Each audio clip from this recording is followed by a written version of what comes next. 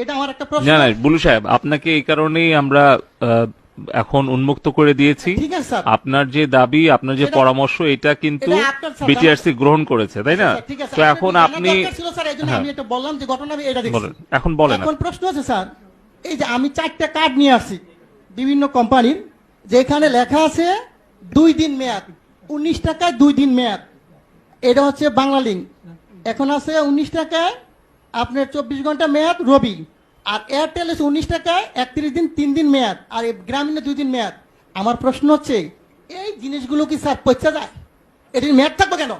আমার প্রশ্ন হচ্ছে, মানুষের টাকা আপনি মনে করেন আমরা যদি 20 কোটি লোক হই, যদি 20 টাকা করে ভরি, আর একদিন সবাই কথা বললাম না, কত হাজার কোটি টাকা এই কোম্পানি নিয়ে যাচ্ছে, সিস্টেমের মাধ্যমে নিয়ে যাচ্ছে। এর আগে আমি বলেছিলাম, একটা নিউজে দেখাইছে 17 মিলিয়ন ভিউ হয়েছে।